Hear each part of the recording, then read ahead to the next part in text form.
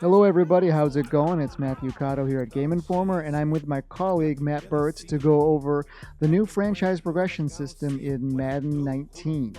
So, as you can see here, we're with the Vikings and we're going through some different schemes for offense and defense. And as you can see, it's what they call a scheme fit. So, that's for the rest of your players. So, this, as complicated as this screen may look, is less about like the player type, the traditional player types, than it is about XP. Is that right, Matt Bertz? Yeah, so basically the scheme fit, what it does, it only applies in one sense, and that's as you're training players before you go into your games. So it doesn't affect how they collect experience in-game situations or at the end of the year. I think it's just only when you're doing the weekly training. And one of the questions I've seen is people ask, like, well, I want to do a run and shoot, but I want to do maybe, let's say, more running, or I don't want to be locked into a certain playbook. And that's the thing about this is that as much of this terminology and stuff they're throwing up in front of you, you can change the playbook to whatever you want. You can run a non-run and shoot style of offense if you want. You can even run a total scheme that isn't even designed for your team if you just want to, let's say, target progressing just your wide receivers in a certain area, or your offensive line only in run blocking, for instance. Yeah, it's kind of this is my inherent problem with this entire scheme idea. I don't mind it in principle. It seems to make sense that if you have players that are better suited for one team than another, we've seen it time and time again in the NFL. But the thing I don't like, it's so you're looking at this offense, like what do we have here? 6 guys that are set up for the scheme.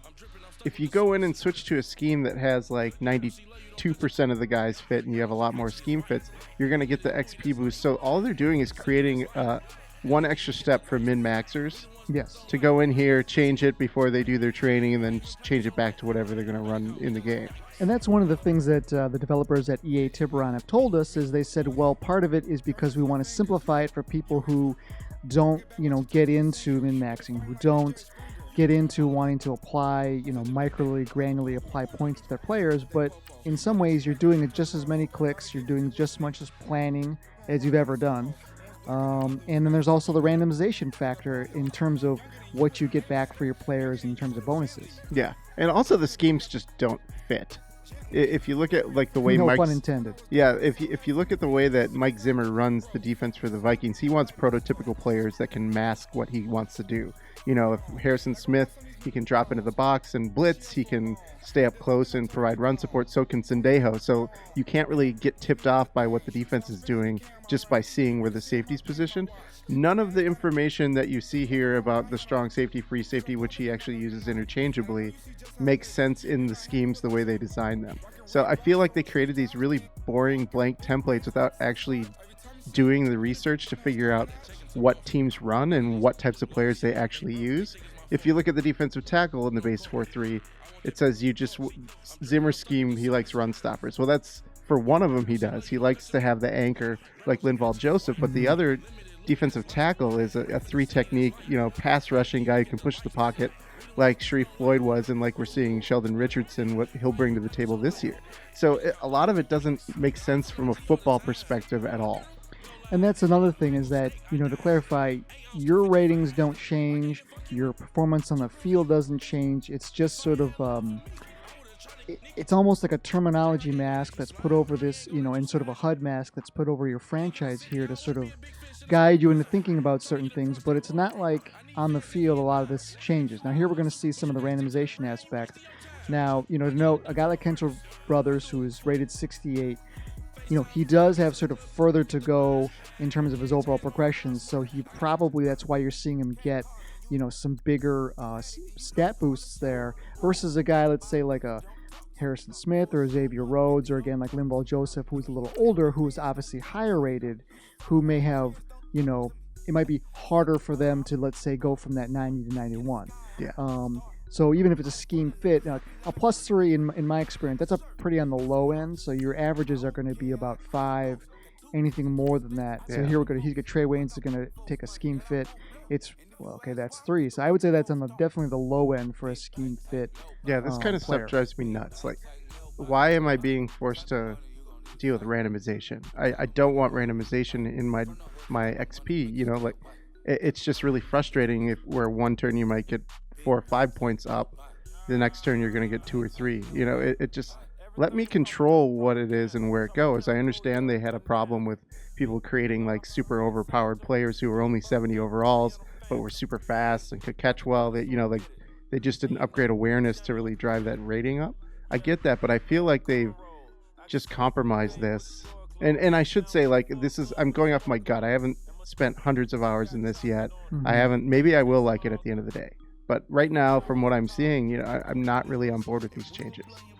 Yeah, I mean, I think we were talking about how you sort of want to pick a scheme and stuff. I mean, you could basically look at it being like you want to pick the highest percentage scheme fit so you get the most players sort of covered. And then I guess you're just going to apply those points and you're going to, I guess, cross your fingers. And you're going to want to do it. I mean, they get like 100 extra points. It kind of varies based on position and what you're training. But like you're potentially leaving like 1,700 points on the table if you don't make that little scheme fit adjustment right at the beginning of the mode before you go into training. One of the things we just watched there was regression. And so, with the randomization, that may affect some of that in the sense that maybe you might not, what you get in a randomized bonus might fight some of the regression you're seeing, during the year. But again, that's randomized, so it's not like you can target a certain area.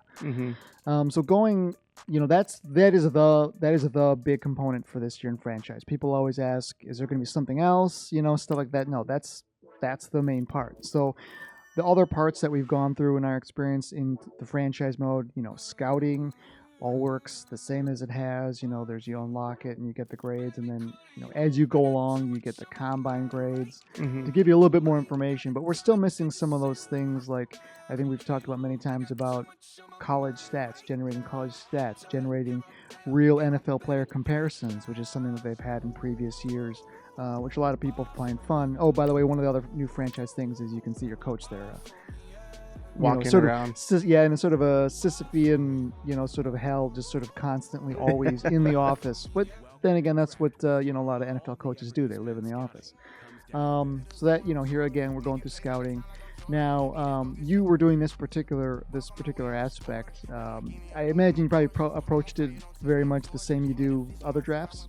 Here and there, like you'll notice that some players do have the scheme fit little icon. This is one of those things where if I decide after playing this game for a while, I'm going to totally disregard that entire system. It's something that you notice when you're going through these menus, and you kind of have a tendency to go down and click that guy, even though you might be able to find somebody better that plays better on the field and fits your scheme actually that you use in the game better, better for your playbook. You're going to really have to think about that when you're going in here and looking at this stuff. But I was kind of checking that out to see, I got to look at some of these other guys that maybe fit my scheme better, because in the long run, if they fit, you get that bonus. You don't have to rig the system to kind of flop between the two schemes to get that jump. So I could see it saving you time, but I think generally you're going to want to approach the draft the same way. You're going to look for the guys that have the high grades early, keep spending money to see maybe you're going to unlock a gem. See, this guy's a scheme fit, so that seems like it's probably a good call for my roster. Now, if you do change your scheme fit, and you're absolutely free to change it from week to week. There's no penalty, nothing happens. These will change. Yep. And one of the things that we're not seeing, or we sort of skipped over, but is obviously still very much in the game, is free agency. And you'll also see these markers during free agency. So again, you can sort of look and see, okay, well, who's a fit and who can I get the most XP for while you're doing free agency. But again, that is limited to, who's gonna get the most XP bumps, and so it doesn't go into things like, morale, or people, if they're not a great fit, they're not gonna complain on your team and things like that. It's kind of sold as being a little bit more of a casual thing, and it's great that you get these icons, but again, it does go towards, you're going to want to min-max this thing to whatever you feel you want to do. That's pretty much really how you're going to want to approach it. Yes. And here we can see there's a new draft HUD, which looks cool. You're in a city, who knows where you are, and the things will come up. I was actually kind of hoping that you'd see, well, I don't want to see Roger Goodell, but I was hoping you would see some sort of commissioner figure come out. And I want to see the boos. That's true. I would love to see Roger Goodell get booed in his own game.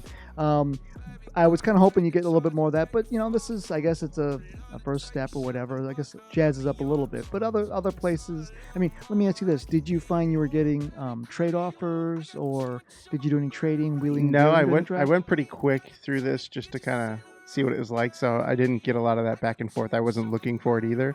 I was just looking at the scheme fit system and finding the guys that I marked as kind of my first round talent. So I nailed this pick, but after that, you can tell I was distracted. I think I was talking to somebody as I was doing the next picks because I don't think they were good. Yeah, and so again, the scheme fit, you're going to want to pick those if you want to maximize which kind of XP that player is going to get from week to week. But it's not like, an 80 scheme fit player who's rated 80 overall is still going to be rated 80 if you change your scheme and he's no longer a scheme fit for your thing. So that 80 you'll see right there is going to be 80 for that player. Yeah, superstar tackle or guard. And that's another thing to bring up, that there are new development traits, and so it's I believe like superstar, star. Yeah, they got rid of the slow, right? Yes. And normal is the slowest that someone will go. Yes, yeah. And I think along there too, they've tweaked the number. So like star or superstar is the high tier is truly an elite, rarefied air among the players. One of the things that's weird that they did, that we kind of talked to them and they had discussed maybe changing, but the traits are locked in when you draft a guy, except the development speed, right? You can no longer change if a guy's prone to fumble or prone to drops, so like the Tiki Barber and the Terrell Owens edge cases that we see in the NFL where a guy actually does get past some of those deficiencies he had in his younger part of his career, that doesn't seem to be an option this year.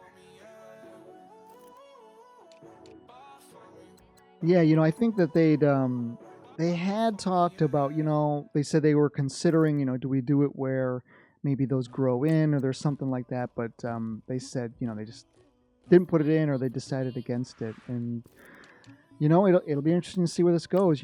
Like you said, this is what we think of right now. When we play it, I get the sense that our outcomes are going to be pretty similar. I mean, even if certainly min-maxing is going to get you a bonus and it's what you want to do. But I don't know that at the end of the time you're going to have, let's say, some crazy guy, jump up and, all of a sudden, I'm exaggerating, but he's not going to get like 15 plus overall over the course of a year or something. I don't think it's going to blow the curve that we're used to in traditional Maddens in terms of how guys are progressing. Not at all. You're just going to have less granular control and you're subjected to the whims of randomization.